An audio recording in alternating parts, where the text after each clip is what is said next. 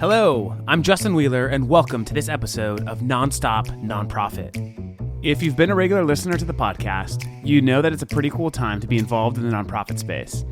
As the industry has innovated and everything has gone digital, savvy nonprofiteers have developed the tools and the technology needed to make supporting a nonprofit organization easier and more relevant than ever before.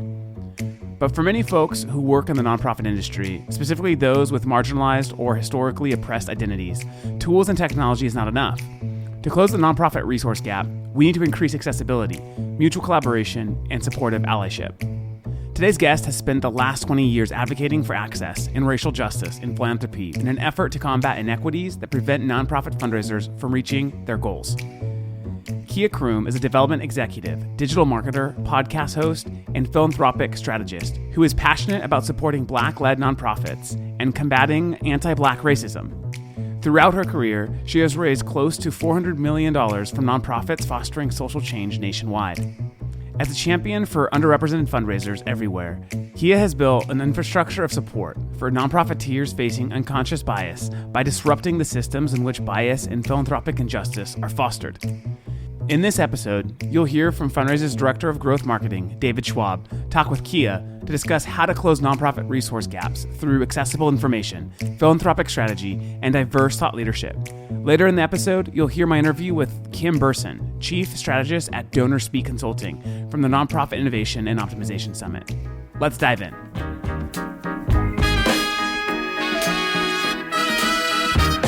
It is your number one priority to ensure that your business can continue to deliver on its mission, whether it's this year, next year, and beyond. So we're creating this inclusive environment, building between diverse communities to ensure that our young people can thrive. I'm always so baffled when I do webinars. There's always somebody at the end who raises their hand and says, I'm the development director. Should I have access to the budget? I'm always like, yes, you've got to know that. The best thing you can ever do as a nonprofit leader is spend as much money as possible on your story. Then you're doing it wrong. Okay. That is unacceptable, and that is not the way to run a board. The best thing that we can do is just raise as much money as possible and then give it to the people around the world. If you're going to be sustainable, you have to have a multi-channel strategy to reach all of these different generations of donors however they want to be reached. One of the principal values that we carry as an organization is to lift grace over guilt. And we believe that grace is the greatest agent for change that anyone can ever experience. We all need each other in terms of other nonprofits working together to solve things. The more nonprofits can give their donor base that experience of the impact that's being made on the ground level, there's nothing else you have to give someone.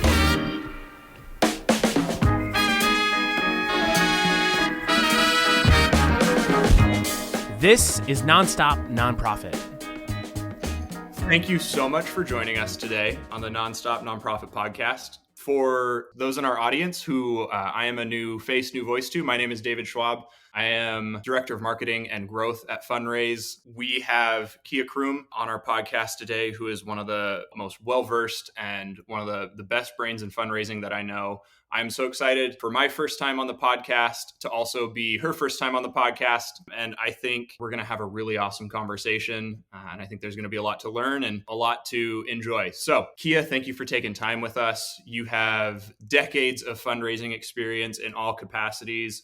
As leaders within organizations, as a consultant, and even now as the leader of your own organization. So I'm really excited to have you on, let you share your wisdom and your experience with our audience and learn some stuff from you while we're having our conversation today. I love it. Thank you. I'm so excited to be here. This is the highlight of my week.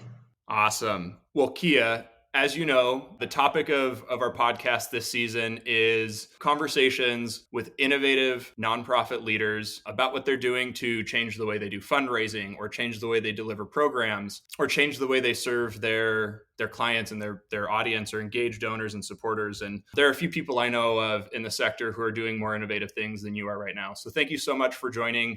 I am excited to have you as really the first voice in this conversation with us from your seat. So I've talked enough about you. I think it's your turn. Why don't you give us an intro? Tell us a little bit about yourself. What got you into the nonprofit sector? What kind of fundraising have you done? What seats have you held? And then specifically with your passion of equipping under-resourced nonprofits, how have you helped and gotten plugged into that? Yeah, so I sit here wearing two hats.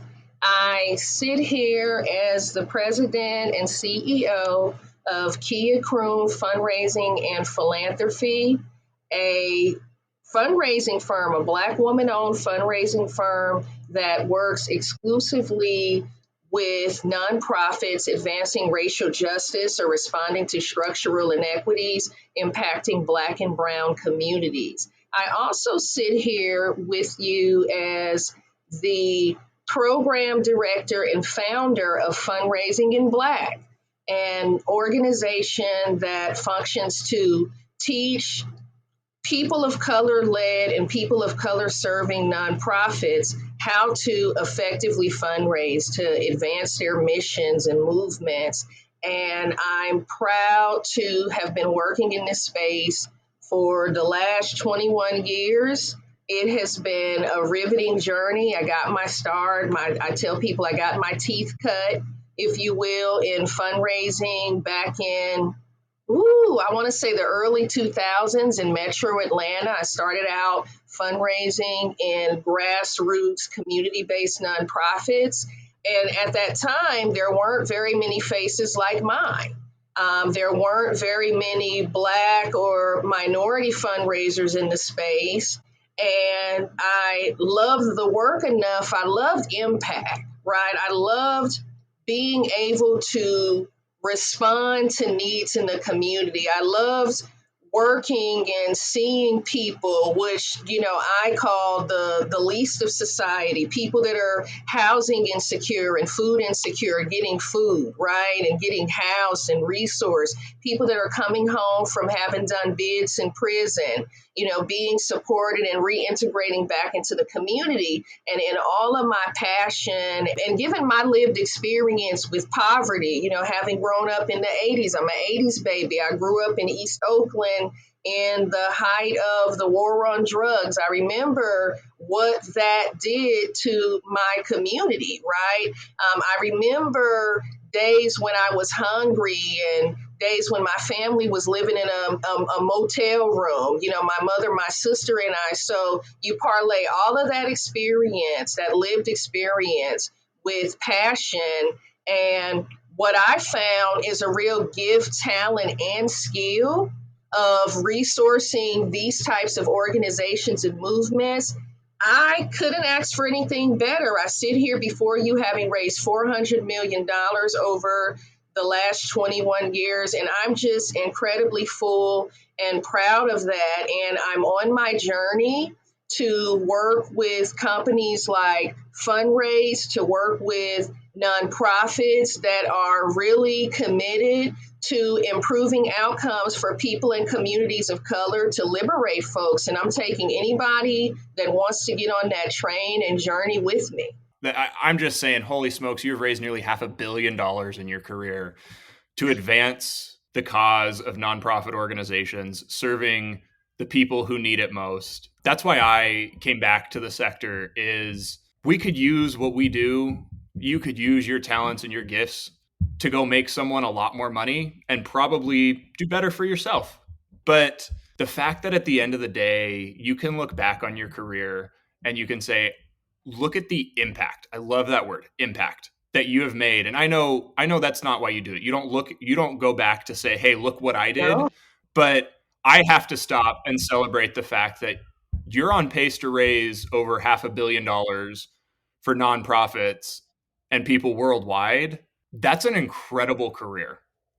So that's something to celebrate. And I just am more excited now than ever to pick your brain and let you share your wisdom with our audience. It leads me to my next question. Using the sum of your experience, and as a marketer, I always love a good origin story that you just shared. So your experience and your origin story, how is that going to impact the way you build up and grow your new organization? Yeah, I think that lived experience is critical. And I'm going to be honest with you, David. I don't think that our sector, the nonprofit sector, nor the philanthropy sector, does a good enough job of centering on lived experience, right? I think that we've been very elitist and celebrating, folks based on the credentials they have, right? If you're a CFRE or a PhD, I tell people I'm from the school of hard knocks. I got a PhD.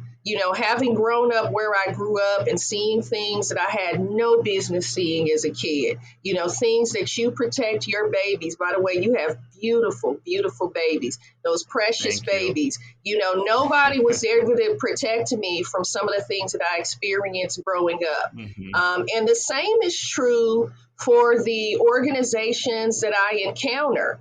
These are individuals that are going into nonprofit service and nonprofit leadership because they've experienced, like Jay-Z said, a hard knock life. They grew up food insecure. They grew up having lived in poverty. They grew up with family members experiencing incarceration or contending with mental illness and addiction. They might have been sexually assaulted or whatever the case may be. They're bringing that lens and that lived experience to the work. And I am working to shine a light on that and center their voices, right? And leverage that as strategy, right? For fundraising that looks and feels very authentic, right? While we know that there's all these great pedagogies and strategies, you do this, you get that. I think that we need to celebrate and center these voices. And a lot of these voices are very diverse people of color in this space that bring that lens. And that's who I want to work with. That's who I want to tool and upskill to be the best fundraisers they can be, because their missions and movements are relying on it, and their people in the community are relying on it. We have to be the change that we want to see, and that's why I'm doing this.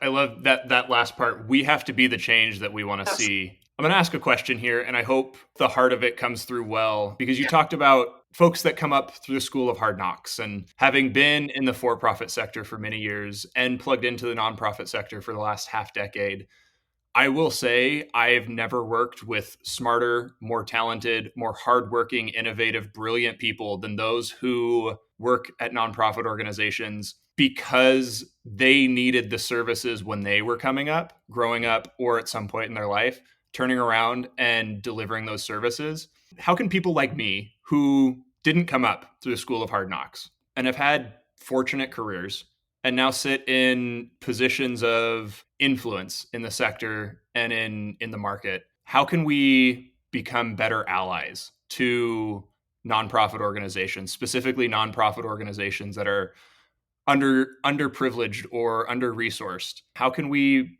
collaborate? How can we partner? How can we do this better? Because we need to do this better. Yeah, I think that for me, David, it's about access, right? And we've talked before and we talked about this. There are rooms that I'm not in, right? There are rooms that I don't even necessarily know exist, right? There are conferences that I don't even necessarily know exist where you are knowledgeable and, whether it's tech, like I don't claim to be the most tech savvy fundraiser, right? I rely on people like you that have an incredible brain trust that are in my network that I can leverage to find out, what tools, what I might need to consider integrating in my tech stack, right?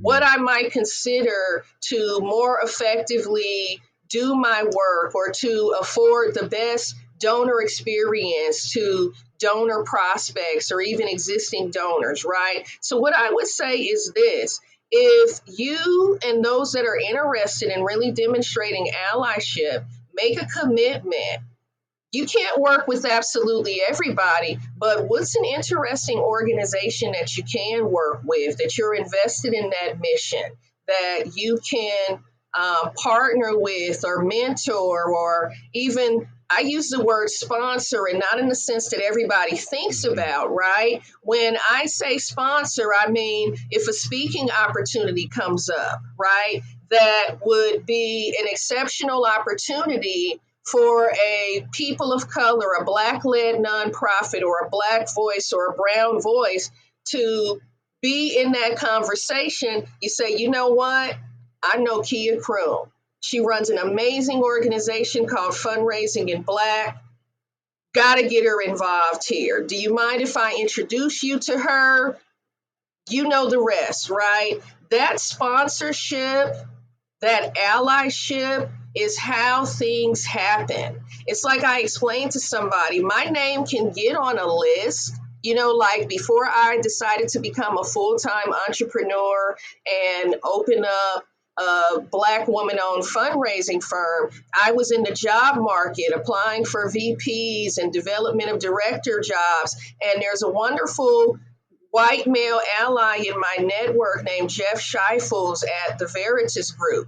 You know, he has never been afraid to lift my name up, right? Whenever he has the opportunity, I know somebody. You know, that makes a difference. My name can get on the list, but it takes a person's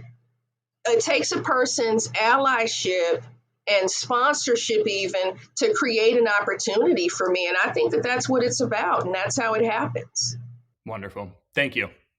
I think a great segue into some of our other questions here today, building off of that, is bringing the lens back to you and your organization, what you've done in your career. How do you see leaders in your space, like you, outside of allyship and people doing what they should and sharing your voice and bringing you alongside and bringing you up? How have you seen leaders, and how have you successfully navigated getting seats at those tables or getting to be on those lists or part of those conversations? Asked another way, how have you seen specifically, minority-led organizations close some of that resource or access gap? You know what, David? I'm really encouraged and empowered right now, because I sit before you as somebody who says, you know what, I've had enough of begging, literally everything but literally saying, hey, please give me a job. Please give me an interview, right? You know, I've done everything I could do. And dominant philanthropy, because of unconscious biases, because we know that people of color, there's a dearth of us in leadership within philanthropy agencies, and there's a dearth of us in leadership roles in nonprofits, right? Unconscious bias rears its ugly head and pushes people like me out of those opportunities. There are people that are more concerned about my funky little haircut and the color of my nails, right, than they're interested in what I have to say, because I don't necessarily look like a traditional nonprofit executive. I'm a disruptor. I'm not meant to.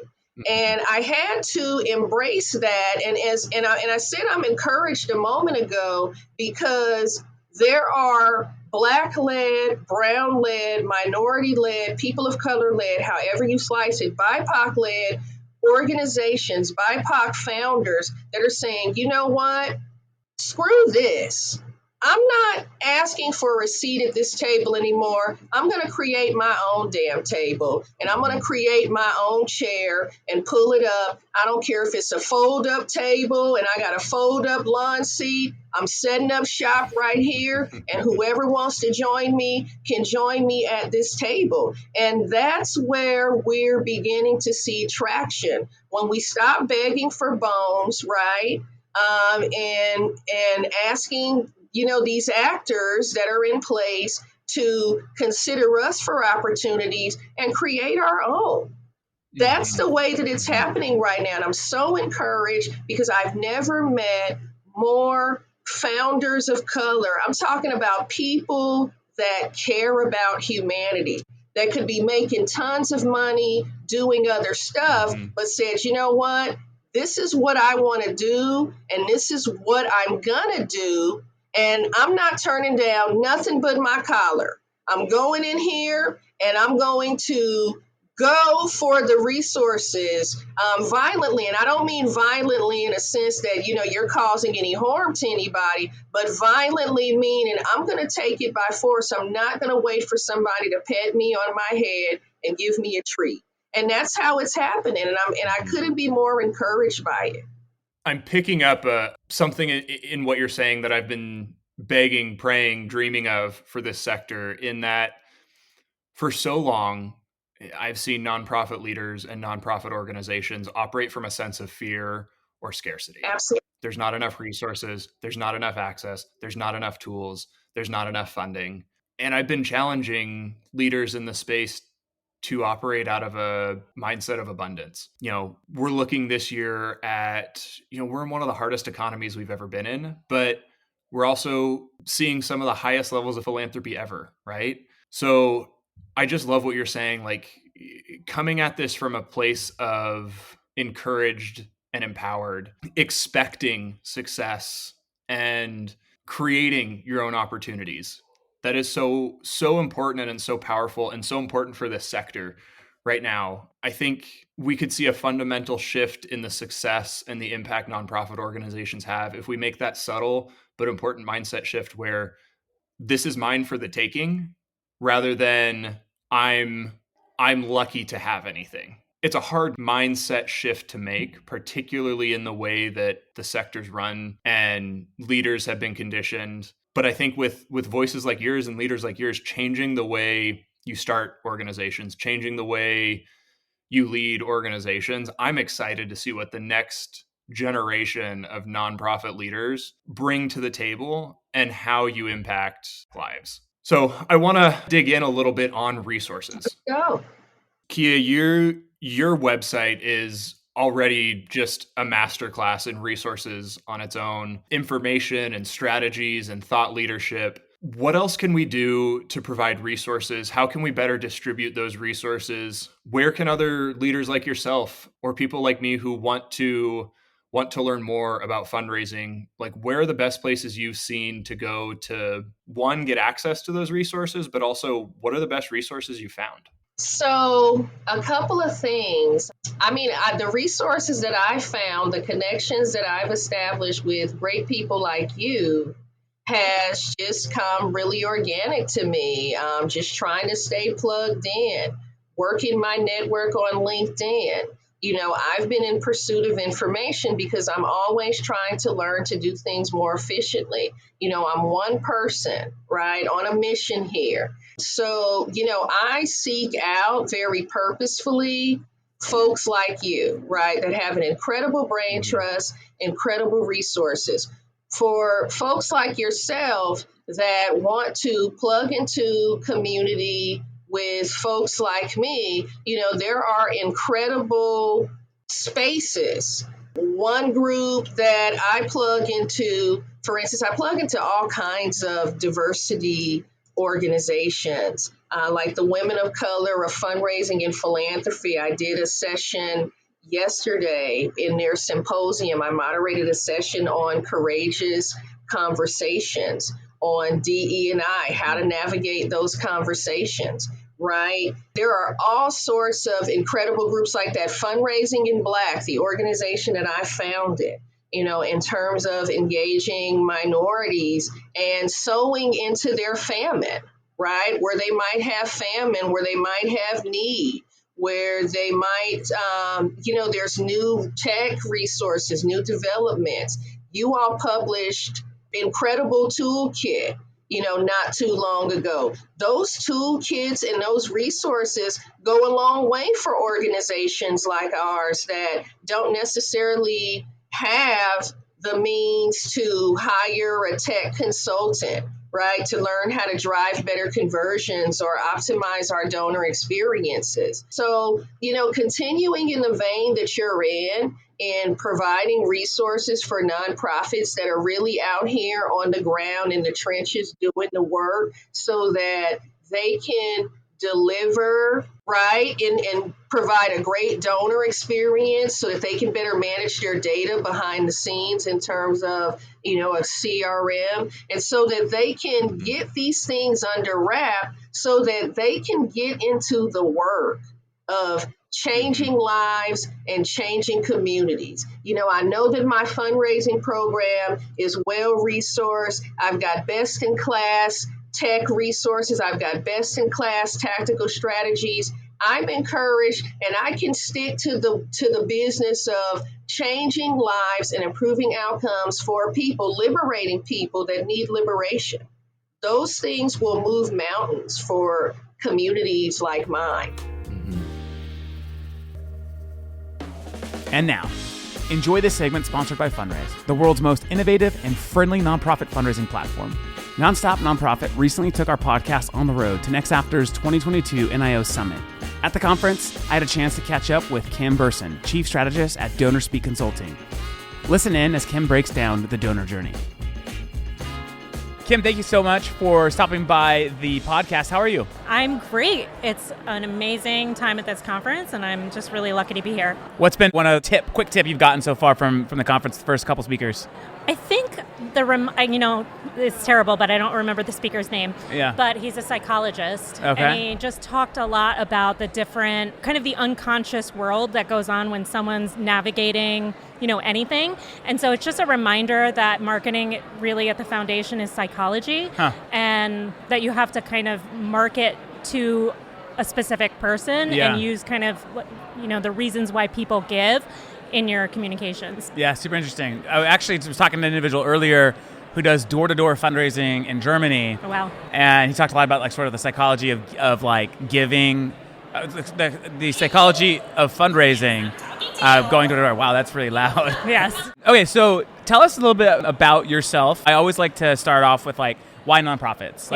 Why do you care about nonprofits? Why are you helping nonprofits? So tell us a little bit about that story and then what you do. Sure. So I am a nonprofit enthusiast. I grew up in nonprofit. I like to say in my career I kind of fell into it, and I fell into the marketing and the fundraising, part of the nonprofit, and I just never left. It really felt right.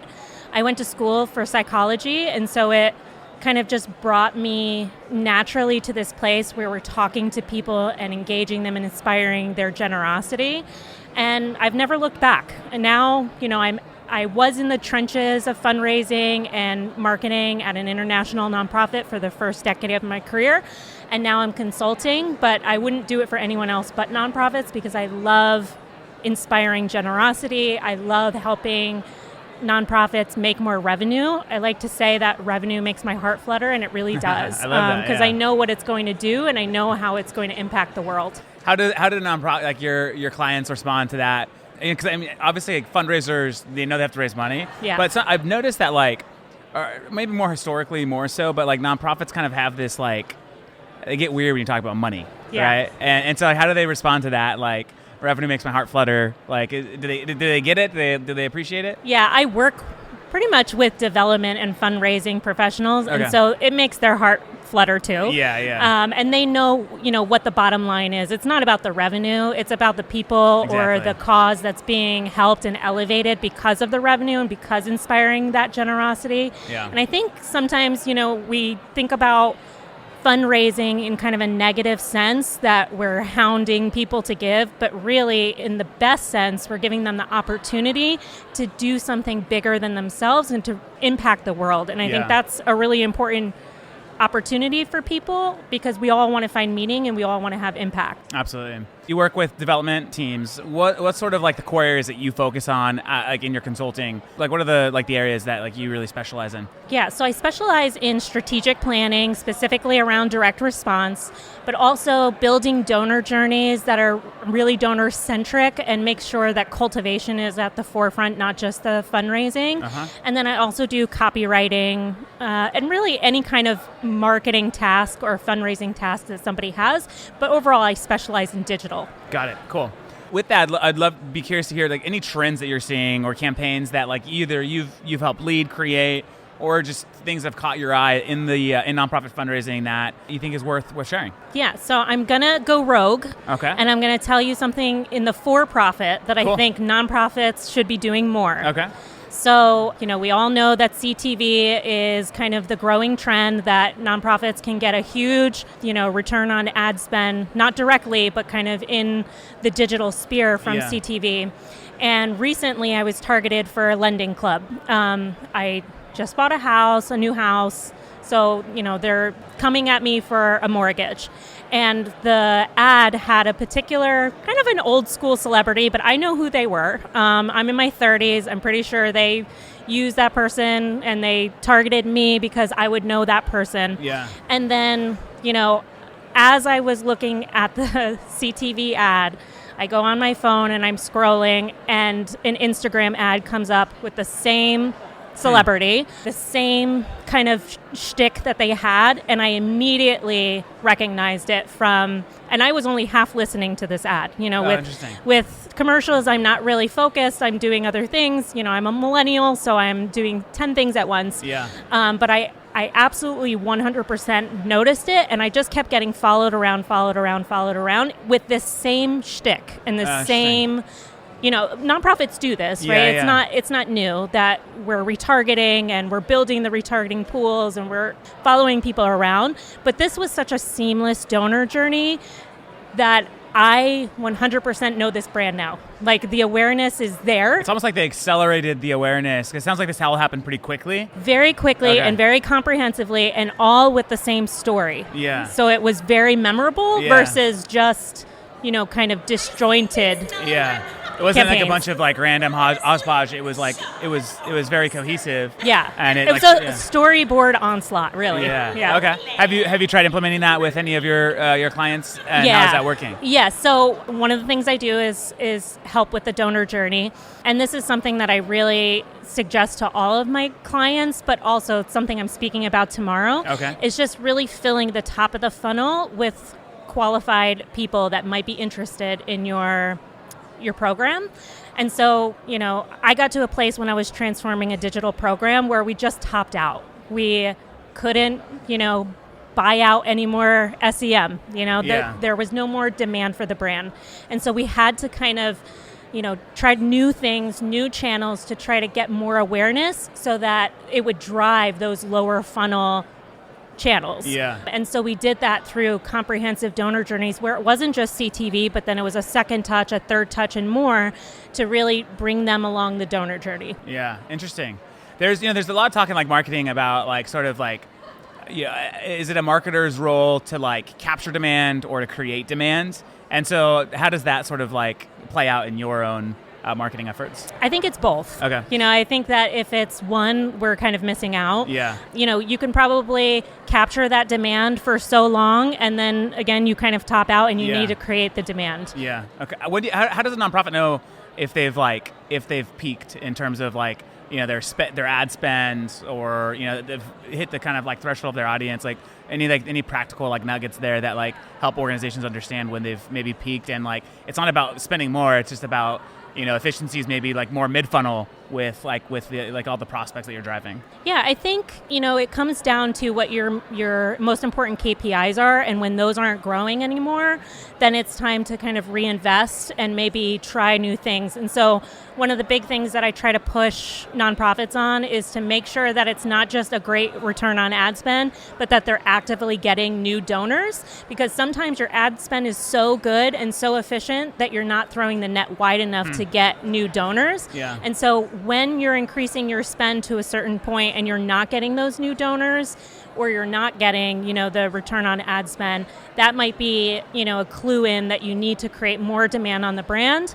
to fuel those lower funnel channels. Got it. So you mentioned earlier that you spent a decade working at a nonprofit, international nonprofit, and now you're, in the consulting role. You have a lot of experience in fundraising and marketing. So if you were to like go back, to the beginning of your career, like what would you tell yourself to do differently or to double down on as you've kind of gained more and more experience?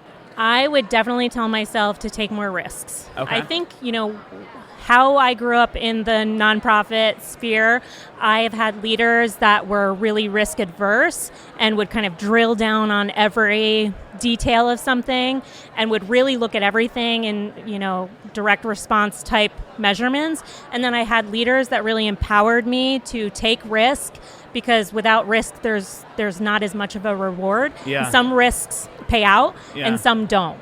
And I think what I really learned is that the risks really pushed and empowered the growth of our digital program. Okay. And so I think I would go back and say, don't be so scared of the risk and don't be so scared of, how this would be perceived if it didn't work, and instead kind of do your due diligence first.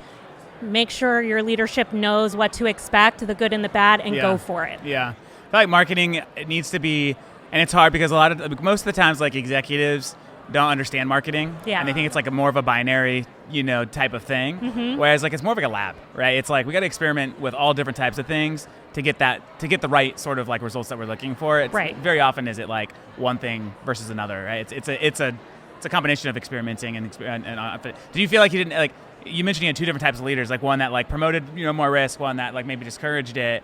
Do you see this as a systemic problem in nonprofits today, like just the lack of like risk taking, or was that just more in your experience? I think it is out there. Yeah. Those leaders that are really empowering you, I feel are more rare. Yeah. Where you can make a mistake and you truly don't have to be concerned about what comes next. Yeah. So I definitely think also, the top leaders in an organization have a lot of pressure on them. They're probably getting pressure from the people above them, which makes them put the pressure on you. But I do think that it's something that is holding back nonprofits, and it's something that I kind of suss out as I'm working with nonprofits too, to see what their capacity for risk, or what their capacity even for, data, non-specific data where we're kind of investing in one place, but you might see revenue spike in another place. What's their comfortability with that, to see kind of where we can go? Because I feel that, and I'm not a huge risk taker where I'm saying, let's just throw everything against the wall and see what sticks. A lot of that's going to fall down on the floor. Right. But taking those, mitigating those risks and taking those, smart ways, I think could really pay off and result in a huge increase in revenue. Yeah, absolutely. I think it's like creating a culture around failure, right? Yeah. Where it's like it's okay to fail, as long as we learn. Yes. Right? Like if we're gonna try something and it didn't work, why didn't it work? And if we create more of that type of culture within nonprofits, I think we'll see a lot more innovation. Yes. Because typically, like that like fear of failure is what prevents innovation from happening. And I think it's like a fear of failure, but I think it's also sometimes the capacity of, other teams that might be working with a development team or a marketing team. Yeah. They don't want to put in huge amounts of effort for an innovative project that may not have as much impact as the work that goes into it. And so I think that there's a little bit of that too, where nonprofits are not staffed for innovation. And so they get, the development team gets pushed back on that. Yeah, makes sense. One last question, and then we're going to do some rapid fire fun questions. Okay. But as we're, coming out of the pandemic, whatever that means, kind of like as like things are starting to normalize around the country, has it shaped like the way that you consult to your clients? Any like learnings from the pandemic that like you've taken and like this has actually made me a better marketer, a better fundraiser that'd be worth sharing? Yeah, I think what was really an aha moment for me, I was in nonprofit during the pandemic. Okay. Was that we always had the beneficiaries of our care, and we always talked about what they needed. And when the pandemic hit, our donors were needy too. I don't mean financially, I mean this was a big emotional toll for them. It was difficult to isolate. A lot of them were older donors, so they were more isolated.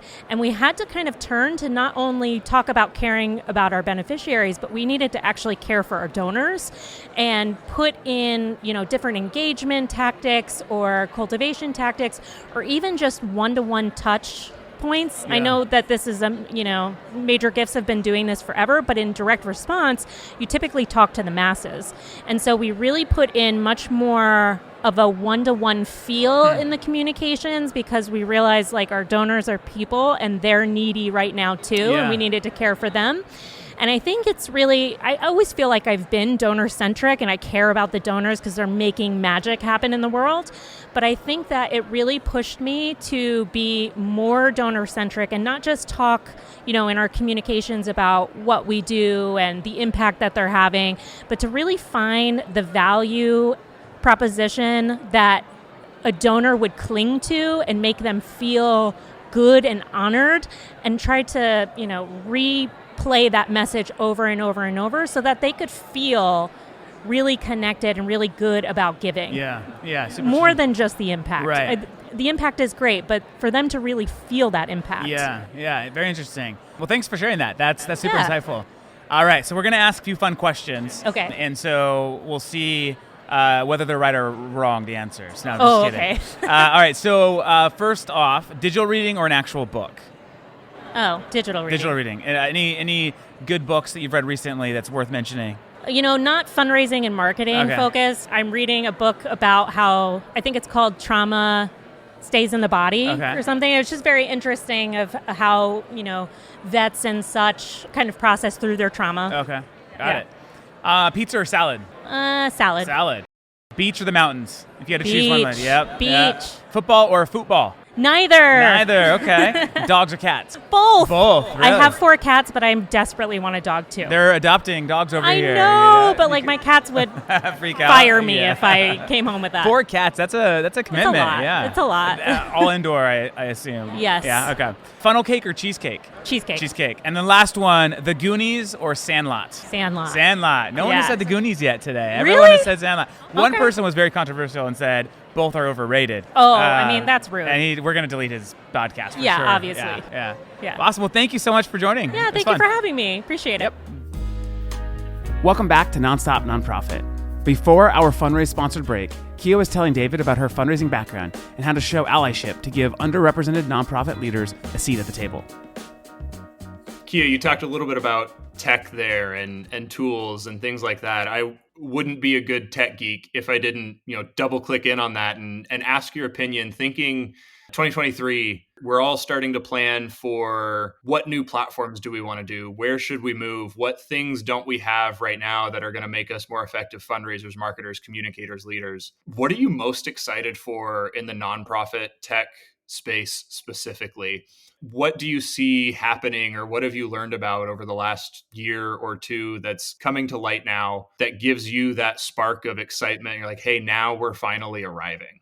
Yeah, so I'm really excited about all of the different tools and resources that exist to drive multi-channel fundraising, omni-channel fundraising. I'm telling folks, gone are the days where you send an email or I've worked in organizations where, the end of year appeal, we send one end of year appeal, right?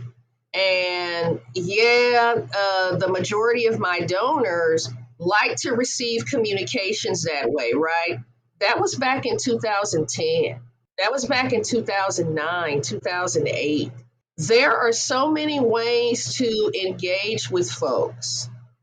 There are so many ways to meet donors where they're hanging out at, right? If you might have donors that prefer to be texted.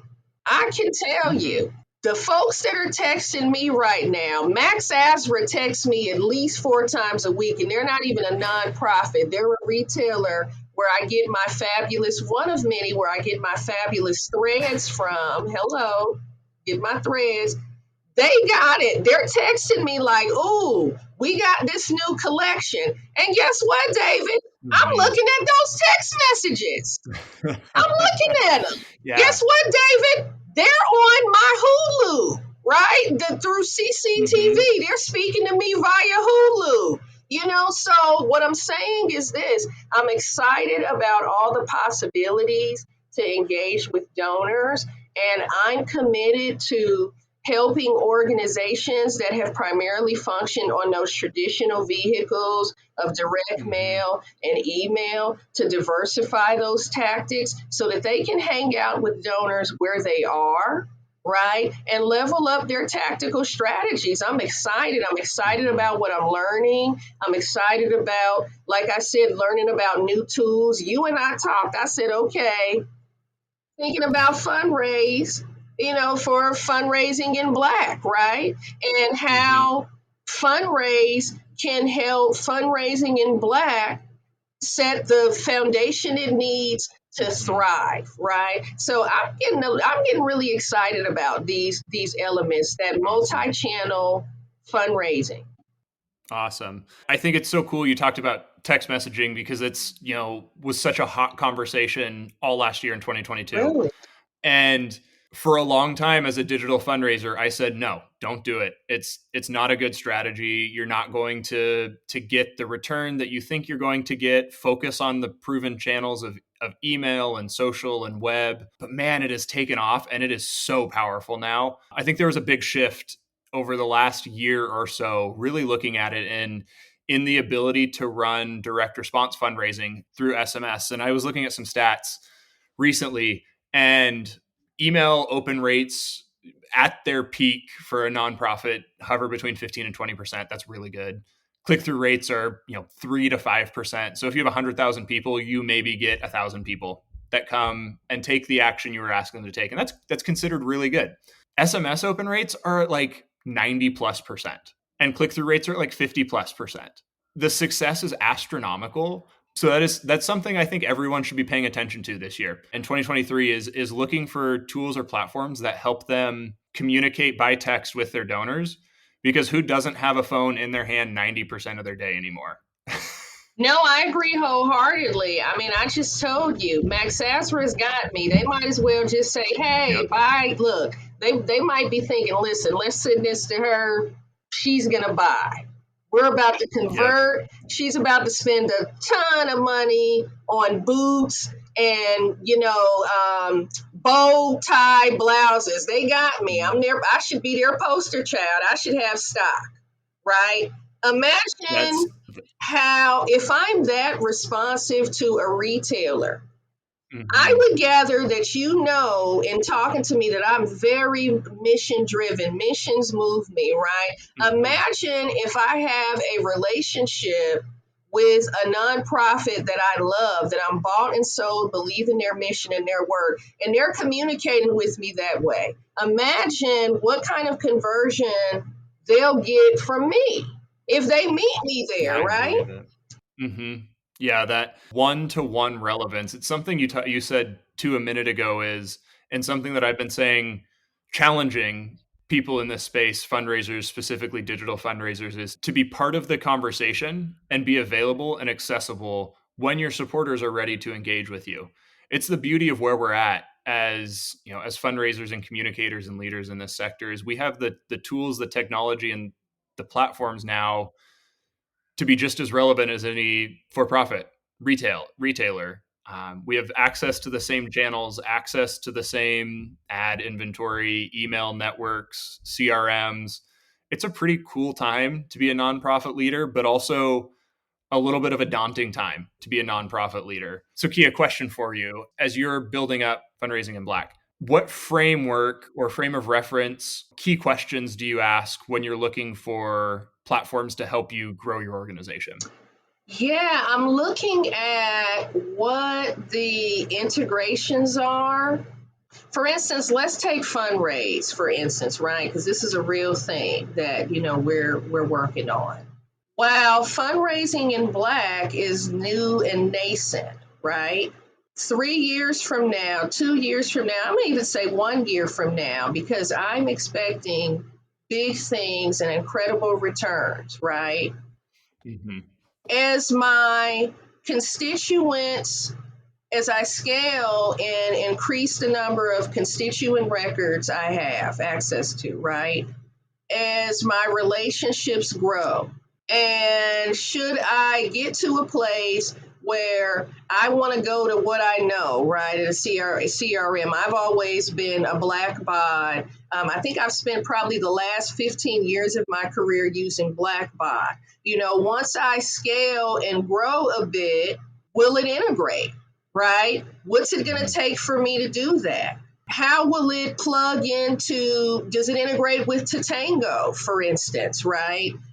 Which is a vehicle that I'm a fan of for texting, or does it afford, or, I might pick your brain and say, well, what have you found that works really well? We talked about HubSpot, like when I think about my website for Kia Croom Fundraising and Philanthropy, what integrations are available to me? Can I manage my emails from here? Can I get rid of MailChimp. I mean, what are the bells and whistles that I can use to communicate with my partners and, potential clients or existing clients via email? I'm looking for those integrations because I understand that this is iterative, and that as I grow, as I scale, my organization's needs are going to change. And I want to know that I can keep pace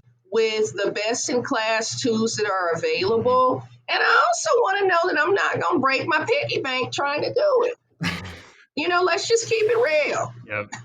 That makes a lot of sense. I think one of the things that I'm most excited to see come to the nonprofit sector this year and in the years to come is that growth-minded model. And I've seen it slowly being adopted in the sector, but it always is, the nonprofit sector is a few years behind what's happening in the for-profit sector. But the mindset of it's a fundamental shift from being we're fundraisers or we're nonprofit people and we have to do things differently to, hey, that works really well in the for-profit sector. How do we do that here? How do we grow? How do we scale? How do we change the donor mindset from being a handout to being an investor? It's something we talk a lot about at Fundraisers. We're a venture-backed startup. We've asked people to give us a lot of money to execute on the dream and the vision we have for our company. Why is that any different in the nonprofit sector? Why do nonprofit organizations have to act like donors are saviors? Yeah, tell me about Let's talk about donors being an investors. Let's double click on that. What do you think about that? Yeah. That's been something I've been throwing around for a while. No, I mean, you're preaching to the choir because number one, I have complex feelings about that ideology as a Black female from a community of color. When you think about philanthropy, you think about this Western model, right? Where you think about, the saviors, right? And we know that the dominant face of philanthropy is that of the white male, right? And philanthropy has posited that, we know that there's a wealth gap, a racial wealth gap, and people of color are marginalized by that, right? So when you think of who's sowing into community, who's shoring up and funding and supporting nonprofits, you go back to thinking about that conventional face of philanthropy being that white male. When you take that further and you parlay that with that savior, right? To suggest that, this white male conventional face of philanthropy holds all the cards and, is going to always save the day. I have real issues with that, right? I know incredible Black and brown women that have been changing laws and lives since the beginning of forever and fighting for social justice. So the way that I look at this, whether I'm talking to a white male philanthropist, whether I'm talking to a Black female philanthropist, whether I'm talking to a multinational Fortune firm, I'm looking at us as being partners in affecting durable social change. And when I look at it that way, when I look at what I bring to the partnership, because it's more than just the resource side of the partnership, there's the implementation and the strategy and the boots on the ground. So the philanthropic dollars in that partnership is one side of the coin. It's one part of the story. When I look at it like, okay, you've got means that I don't necessarily have, but I've got the know-how. I look at it as though, I might not be bankrolling like Oprah or Robert F. Smith, but guess what? I got a master plan and a dollar and a dream, and I want to affect some social change. And we're partners. We're co-conspirators. And when I look at it from that lens, David, it changes my posture. I'm sitting up with my shoulders erect. I'm in full Sasha Fierce Beyonce mode, right? Because I'm serious about the work of changing lives and communities. And this billionaire, millionaire partner, I'm just as valuable as they are, right? And together we can achieve some great things, but I'm not looking at this relationship from a place of beholden, one-way relationship. Does that make sense? We're partners. I love that positioning. Because that's what we want, right? As fundraisers, is we're not asking donors to be the heroes. We're not asking donors to do the mission. We're asking donors to invest. Absolutely. Invest through us. Invest in the people we help, because they have a heart for the people we help, but they don't have the means to help the people we help. You do. You, as the nonprofit leader, you do as the nonprofit organization, have the means, the strategies, the visions, the experience, the know-how to turn that donor's dollar into literal lives changed. And I love the visual of the nonprofit leader sitting at the table at the head of a boardroom, shoulders back, power suit on, talking to their donors and saying, here's how I alone can turn your investment into a month worth of meals for that family who's food insecure. I can turn your $1.50. You can't even go buy lunch for that. And I can feed and shelter a man, woman, or child for a day. 3 meals, shelter overnight, get them off the street. The influence and impact that nonprofit leaders have, I hope so dearly this year, we as a collective industry can shift that mindset to donors are important, donors are valuable, donors are necessary. We are fundraisers for a reason, but they are our partners, right? That's such a perfect word. They are our partners. They have a resource that we don't have as a nonprofit organization, but we have tools, experience, vision, and abilities that the donors don't have to impact and make the change that they want to see in the world. So I'm so excited to see leaders like you champion that cause. And I hope you know that, with the little influence that I have, the little voice that I have, I'll be right there with you all year long as it takes to change this mindset. Because as soon as we get that shift made, man, we are going to see some crazy change happen in this world. I love that, David. And I stand by that. Donors are partners, and we provide them with an entree to affect durable social change to achieve an incredible social return. And I hope listeners out there are like kind of brushing their shoulders off like, I got the sauce. I got it, and really look at it that way. Own your seat at that table confidently, because the work that you're doing is making a difference in somebody's life. It's putting a meal on the table for a kid. It's providing a safe space for a kid after school, a little girl like me that needs somebody to protect her. It's helping somebody get a job and become self-reliant. This is what it's about, those social returns, and they are immeasurable in my estimation. I 100% agree. Kia, we are rounding down our time here. I want to be respectful of your time. I have so thoroughly enjoyed this conversation. I've learned so much. I'm going to come back to this podcast and just listen to your wisdom over and over as I set my plan and my strategy and where I want to invest my time this year. But I have a few just hot take questions for you that we can capitalize on your wisdom and your experience to round out our time. Yeah. So question number 1, it's the beginning of 2023. Leaders, fundraisers, partners are sitting down and going, okay, what's our plan for this year? What should we do? What should we focus on? Give me 2 or 3 trends that you see are exciting you this year that you think every organization should be paying attention to. Can't stress it enough. Omnichannel fundraising strategy, like we talked about, tech, social, whether it's social for, new donor acquisitions or not. I've tested social a couple of times and found that wasn't the best vehicle for acquisitions always, right? Investing in ads, but it's this place and space where my donors and donor prospects are hanging out. I want to meet them there. Texting.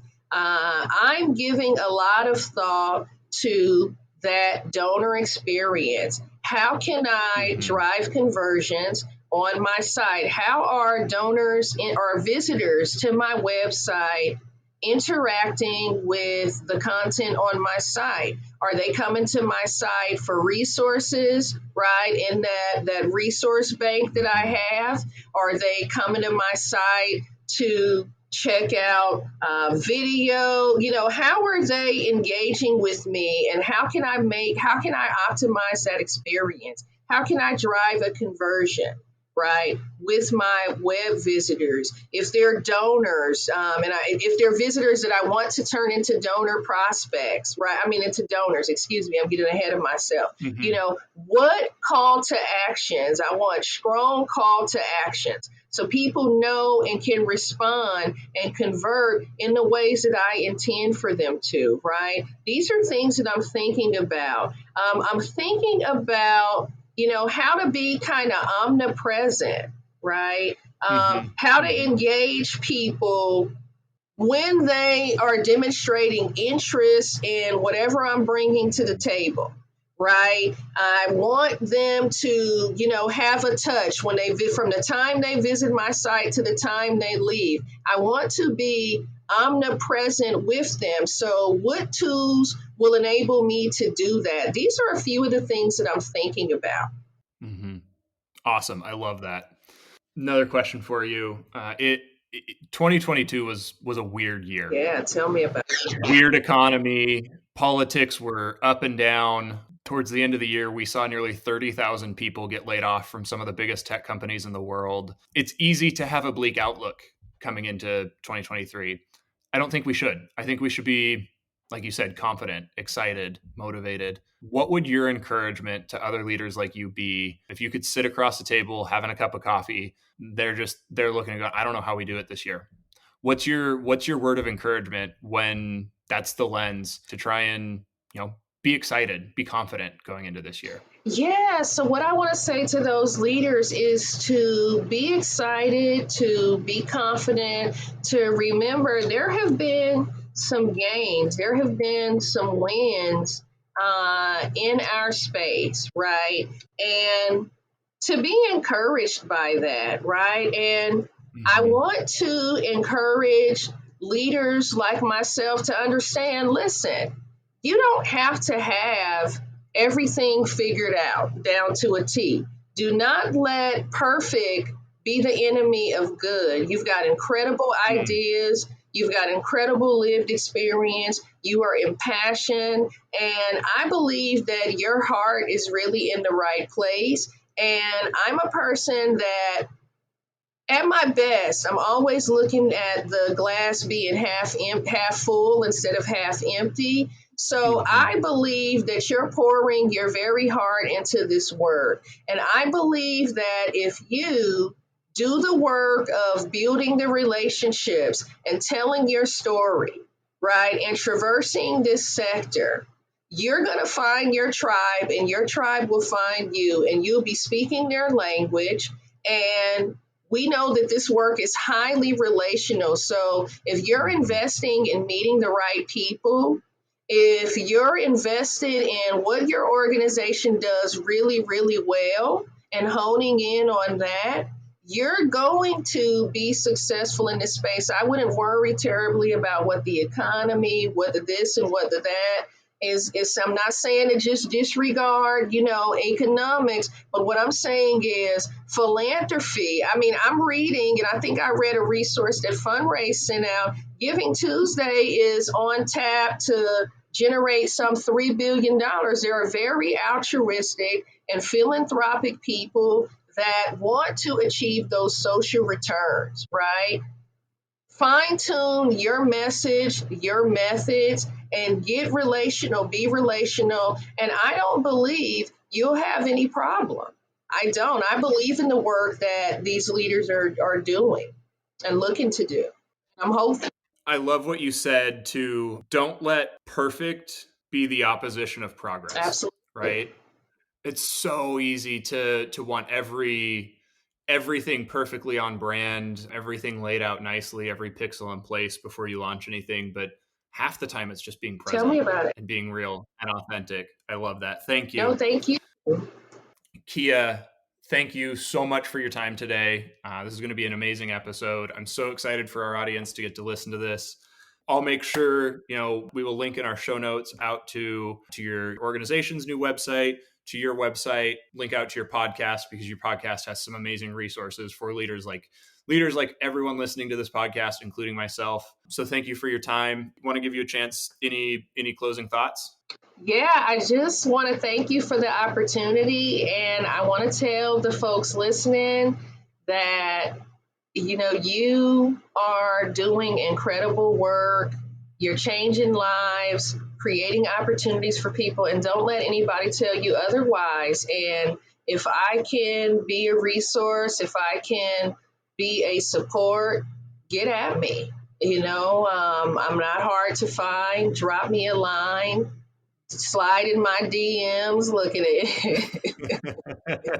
It goes down in the DM. Slide in my DMs, and let's talk about it. And that's all I have to say. I'm just really, really grateful for the opportunity. All right. Well, thank you. Thanks for listening to this episode of Nonstop Nonprofit. This podcast is brought to you by your friends at Fundraise, nonprofit fundraising software built by nonprofit people. If you'd like to continue the conversation, find me on LinkedIn or text me at 562-242-8160. And don't forget to get your next episode the second it hits the internets. Go to nonstopnonprofitpodcast.com and sign up for email notifications today. See you next time.